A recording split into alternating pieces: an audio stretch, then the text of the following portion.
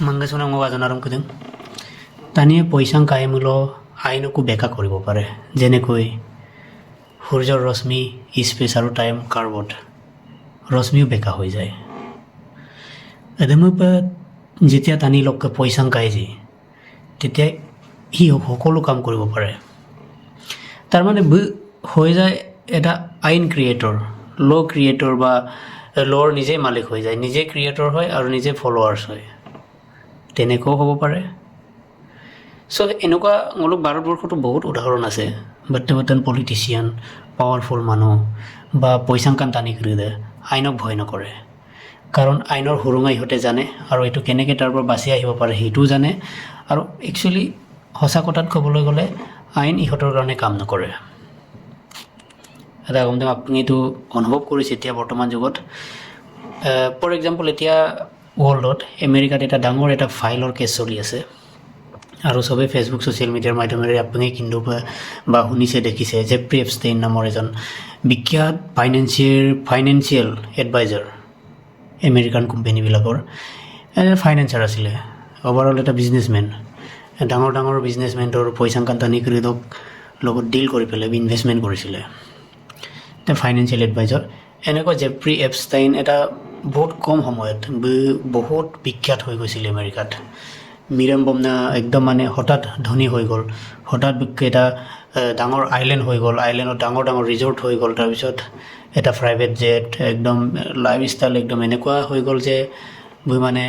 বহুত খুব কম সময়ত মানে বহুত ধনী হৈ গ'ল তাৰমানে যিটো বস্তুটো মানে হঠাৎ পৰিৱৰ্তন হৈ যোৱা বস্তুবিলাক মানুহৰ চকুত ধৰা পৰি যায় আৰু ওপৰত জেফ্ৰি এপষ্টাইনৰ ওপৰতো ঠিক তেনেকৈ এলিগেশ্যন লাগিবলৈ আৰম্ভ কৰিলে আৰু এনেকুৱা এলিগেশ্যন লাগিলে যে শেষত নিজে মৃত্যুক সাৱটি ল'বলগীয়া হ'ল কিন্তু প্ৰশ্ন হয় জেলত নিজে মৃত্যুক সাৱটি লৈছিলে নে নাই লোৱা এইটো এতিয়াও ৰহস্যৰ সন্ধানত কাৰণ টানিৰে কেতিয়াও আগেছি চুমাঙাই তাতে বহুত কিছুমান কথা জড়িত আছে যিটো ডাঙৰ মানুহে তাক ঢাকিবলৈ চেষ্টা কৰি আছে সেইকাৰণে সেইটো এটা ফাইলছ হৈ গ'ল এটা ফাইলৰ ভিতৰত আবদ্ধ হৈ গ'ল তাৰ ইনচিডেণ্টবিলাক আগেৰ নাম কৰি দিয়ে যিমানবোৰ বেয়া কাম আছিলে সেইবিলাক চব ফাইলৰ ভিতৰত আবদ্ধ হৈ গ'ল কাৰণ একদম ফাইলৰ ভিতৰত ৰখা হৈছে কোনে আৰু কাৰ দ্বাৰা এইটো ডাঙৰ মানুহৰ দ্বাৰা ৱৰ্ল্ডৰ কিছুমান ডাঙৰ প্ৰভাৱশালী ব্যক্তিবিলাকৰ লগত ডাঙৰ ব্যক্তিবিলাকে বাটন টানি কৰি দিয়ে সেইবিলাকক ফাইলত ৰাখিবলৈ বাধ্য কৰাইছে কিন্তু সেইটো কেতিয়াবা উদ্ঘাটন হ'বনে ৰহস্যতে যিকোনো বস্তু এটা আইনৰ মতে কোনো এটা অপৰাধ সঁচা প্ৰমাণ হোৱাৰ পাছত পাবলগীয়া শাস্তিখিনি দিয়া যায় কিন্তু যিমানেই অপৰাধ নকৰক যিমানেই ইমান আগেৰে যিমান গভীৰ অপৰাধ নকৰক এনেকৈ অৰেন ক্ৰাইম ইডাক যদিহে তাৰ ওপৰত একো প্ৰমাণ পোৱা নাযায় তেতিয়া একো কৰিব নোৱাৰে জেফ্ৰি এপষ্টাইন 11 মাহ জেলত ৰখা হৈছিলে এটা নাবালিকাক নিৰ্যাতন কৰাৰ কাৰণে যৌন নিৰ্যাতন কৰাৰ কাৰণে তাৰ ক্ৰাইমৰ যৌন নিৰ্যাতন কৰাৰ কাৰণেও 11 মাহ জেলত ৰাখিছিলে কিন্তু 11 মাহ জেলত এনেকুৱাকৈ ৰাখিছিলে এটা ট্ৰিটি লাভ কৰিছিলে লাইফত মানে জেলত থাকোঁতে এটা ট্ৰিটি লাভ কৰিছিলে চৰকাৰৰ মাজত এটা আণ্ডাৰষ্টেণ্ডিং লাভ কৰিছিলে যিটোৰ সহায়ত একদম মানে বিন্দাছ ফ্ৰী লাইফষ্টাইল জেলৰ ভিতৰত থাকিবলগীয়া হ'ল ফ্ৰী লাইফষ্টাইল এটা জেলৰ ভিতৰত কটালে কিন্তু এদম্পা অলপকেইদিন জঘন্য অপৰাধ কৰা এজন মানুহ এনেকুৱা ফ্ৰী ষ্টাইলত জেলত থাকিব পাৰিব নেকি বা যুক্তি আছে নেকি নাই নহয় তেনেকুৱা ধৰণৰ কোনো যুক্তি নাই কিন্তু থাকিল এইটো অকল আমেৰিকাৰ নহয় বা জেফ্ৰি এপষ্টাইনৰ লগত আমাৰ কোনো ৰিলেশ্যন নাই বা আমাৰ এইটো কোনো নতুন নহয় ভাৰতবৰ্ষত বা অসমত এইটো কোনো নতুন নহয় গতিকে বন্ধুসকল মোক লোকনাম আগমতে চাইবং যে জেফ্ৰি এপষ্টাইনৰ যিটো কাহিনীৰ জৰিয়তে মই সেইটোৱে উদাহৰণটো দিব বিচাৰিছিলোঁ যে টানিয়ে যিমান প্ৰভাৱশালী হয় যিমান শক্তিশালী হয় যিমান ধনী হয় শক্তিও আইনৰ শক্তিও হাতৰ মুঠিতে থাকে। যেনেকৈ মই কৈছিলোঁ প্ৰথম, যেনেকৈ সূৰ্যৰ ৰশ্মিও বেকা হৈ যায়, কেতিয়া বেকা হৈ যায়, যেতিয়া স্পেচ টাইমৰ কবলত পৰে।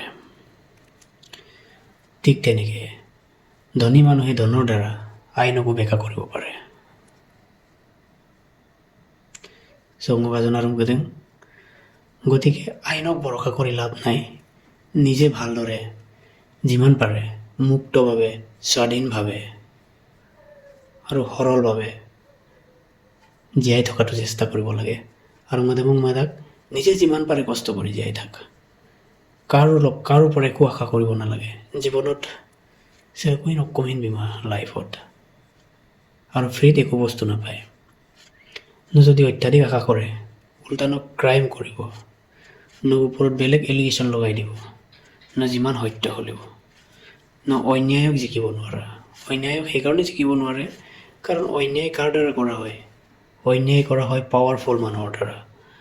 দুখীয়াক শোষণ কৰে ধনী মানুহবিলাকে। কিন্তু এতিয়া ইমান ধনী মানুহবিলাকে আমাক শোষণ কৰি আছে, পানে টানি কৰি শোষণ কৰি আছে ৰাজনীতিবিদবিলাকে। মিঠা কৈ পেলাই সিহঁতক আমি জানো ৰখাব পাৰিছোঁ? নাই নহয়।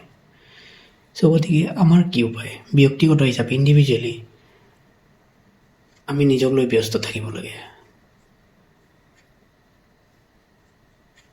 সমাজৰ কাৰণে নিজক মানে আমাৰ নিচিনা দুখীয়া মানুহৰ, সেইটো মই এটা ইণ্ডিভিজুৱেল এটা গ্ৰুপৰ মাজত তাক ইণ্ডিভিজুৱেল বুলি মই ধৰি লৈছোঁ। এটা গ্ৰুপ অফ পিপুল। এটা গ্ৰুপ অফ পিপলছ মিনছ এটা নিৰ্দিষ্ট যিসকল ভিক্টিম হয়, যিসকলক ধনী মানুহবিলাকে শোষণ কৰি আছে, সেইটো টানি কৰি দে। সদায় নিজক ছেভ কৰাৰ লগতে সংগ্ৰাম, মুক্ত আৰু চিম্পল লিভিং।